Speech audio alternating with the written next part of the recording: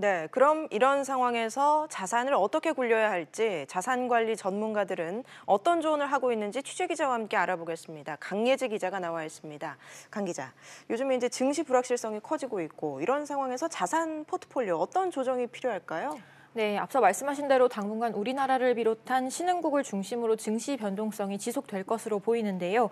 단기적인 이익을 목표로 공격적으로 투자하기보다는 변동성이 확대될 때 대비해서 자선을 방어하는 데 초점을 맞추라는 게 금융권 전문가들의 중론입니다.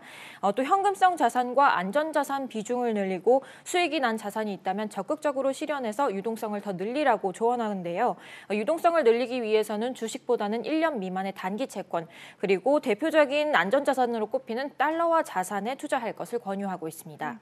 달러화 자산에 투자하는 전략은 앞으로 오를 거라는 전망 때문이겠죠? 네, 그렇습니다. 달러화 예적금의 경우 달러화 가치가 오르게 되면 환차익을 얻을 수 있고 또 꾸준한 이자 수익을 얻을 수 있다는 장점이 있습니다. 장기 투자라면 달러 보험도 고려해 볼 만한데요. 장기간 해지를 하지 못하는 점이 단점으로 꼽히지만 10년 이상 유지한다면 비과세 혜택을 받을 수도 있습니다.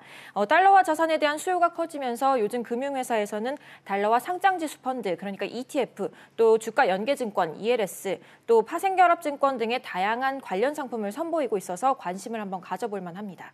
또 가장 좀 많은 관심을 끌고 있는 게 이제 금리 인상기다 보니까 대출 받으신 분들 고민이 큰데 이 대출 관리는 어떻게 해야 하나요? 네, 먼저 변동금리로 대출받았다가 고정금리로 갈아탈지 고민하시는 분들이 많이 계신데요. 개인의 대출 계약에 따라서 어떤 것이 더 나을지는 달라지기 때문에 상담 등을 통해서 더 꼼꼼하게 비교해 봐야 합니다. 예를 들어서 집단대출 등을 이용했다면 금리가 상대적으로 낮아서 오히려 이 금리를 유지하는 것이 나을 수도 있고요. 또 갈아탔을 때의 중도상환 수수료 등 비용도 따져봐야 합니다.